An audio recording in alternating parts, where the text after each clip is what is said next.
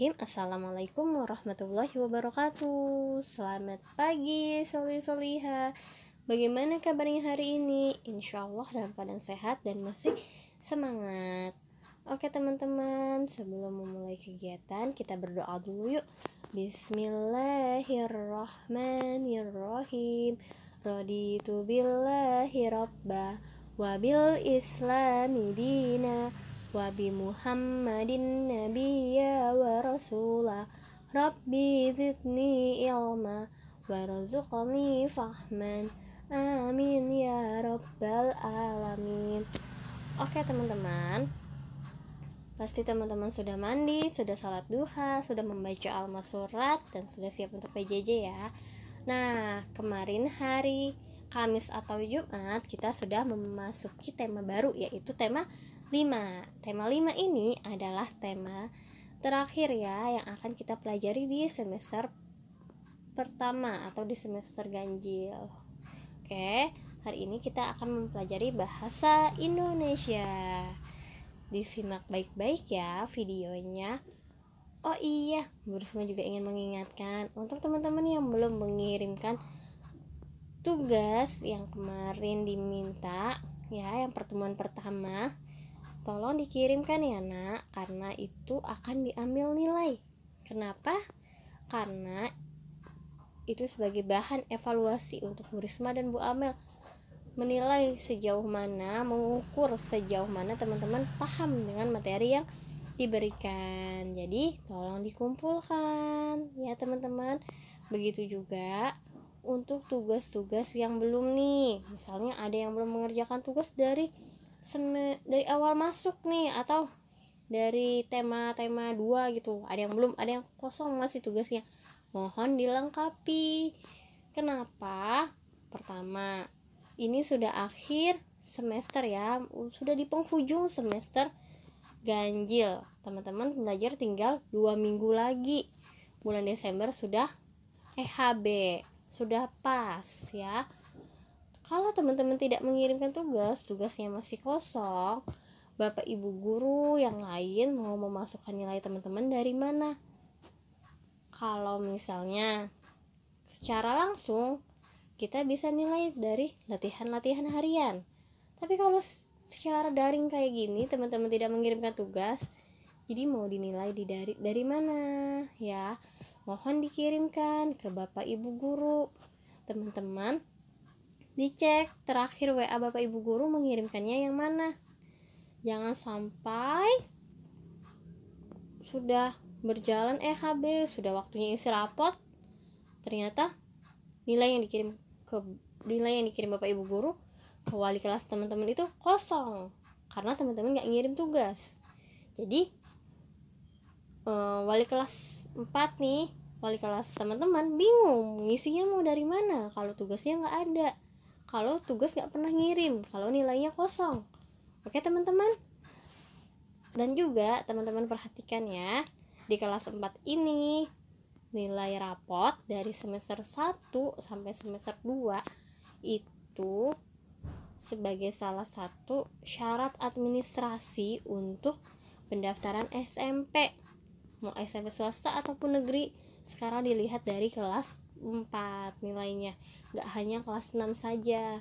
Jadi teman-teman tolong diperhatikan ya, mohon kerjasamanya selama kegiatan ini, karena Bapak Ibu guru gak bisa memantau teman-teman atau benar-benar full memantau teman-teman, karena teman-teman belajarnya dari rumah. Yang bisa Bapak Ibu guru lakukan saat ini hanya memberikan semangat, memberikan video pembelajaran, juga mungkin motivasi ya, nggak bisa memantau full. Beda dengan ketika kita belajar di sekolah. Jadi Bu Risma harap kerja sama teman-teman ya, Solih-Soliha. Oke. Oh iya, mohon maaf karena openingnya kepanjangan. Kita langsung ke video penjelasannya, disimak baik-baik ya teman-teman. Oke. Bismillahirrahmanirrahim. Oke kakak-kakak yang Solih dan Soliha, kita masuk ke tema 5 ya, yaitu pahlawanku. Dan sekarang kita belajar subtema 2, yaitu pahlawan kebanggaanku. Nah, di hari ini kita akan membahas mengenai menuliskan informasi dari teks pada tabel. Jadi, mohon diperhatikan teman-teman.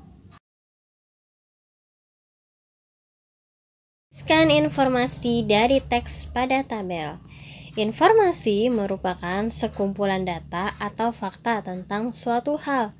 Bentuk informasi dari suatu teks dapat berupa informasi tersurat dan tersirat. Informasi tersurat yaitu informasi yang secara jelas dapat ditemukan dalam teks tersebut.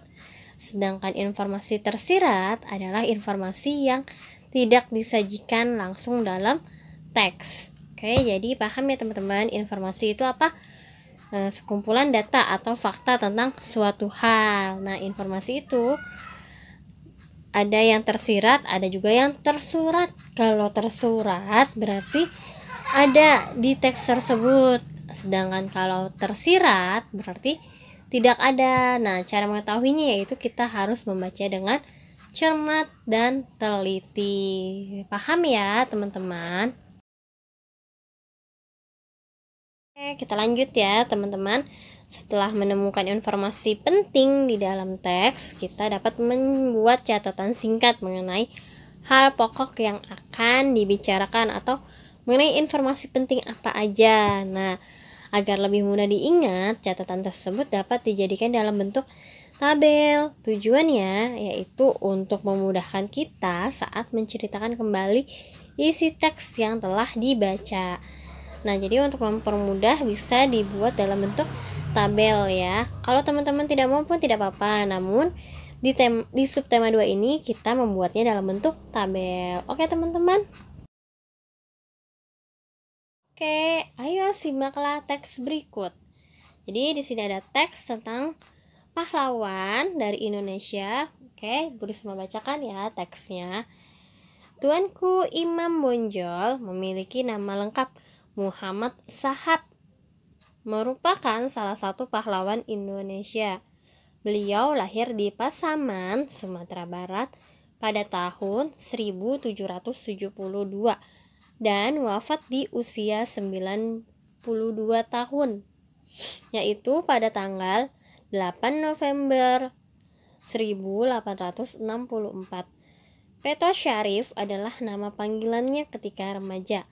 Saat dewasa, beliau terkenal sebagai pemimpin yang tegas menentang penyimpangan ajaran-ajaran agama di Sumatera Barat. Nah, jadi teks ini berisi tentang sebuah kisah singkat tentang Tuanku Imam Bonjol, yaitu salah satu pahlawan Indonesia yang berasal dari Sumatera Barat. Oke.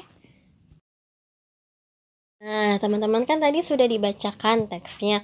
Sekarang, berdasarkan teks yang sudah didengar oleh teman-teman, informasi apa aja sih yang ada dalam teks? Maksudnya itu informasi penting. Yang pertama pasti tentang nama. Siapa nama atau tokoh yang diceritakan dalam teks tersebut? Yaitu namanya Tuanku Imam Bonjol yang memiliki nama asli Muhammad Sahab. Nah, kapan Imam Bonjol lahir? Tuanku Imam Bonjol lahir pada tahun 1772 dan wafat pada tanggal 8 November 1864. Nah, untuk titik-titiknya, kira-kira teman-teman mau isi apa lagi? Oke, jadi masih ada 2 titik-titik. Bu Risma bantu 1, kemudian teman-teman tuliskan 1 lagi ya di buku tulis teman-teman.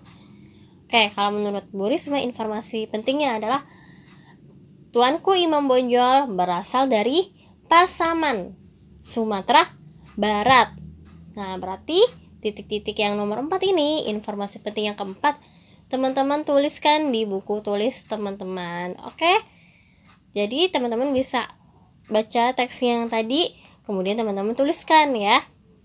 Tadi kan kalau menurut Bu Risma tambahkan untuk informasi yang ketiga yaitu apa? Tuanku Imam Bonjol berasal dari Pasaman, Sumatera Barat. Nah, teman-teman tambahkan tuh 1 lagi informasi pentingnya dan dituliskan di buku tulis ya, Soliha, Solih, oke?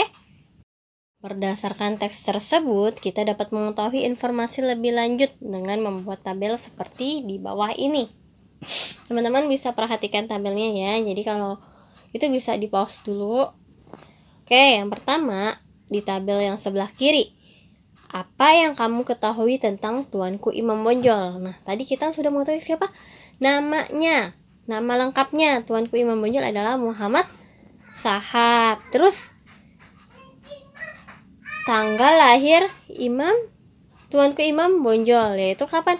Imam Bonjol lahir pada tahun 1772 dan wafat pada tanggal 8 November 1864.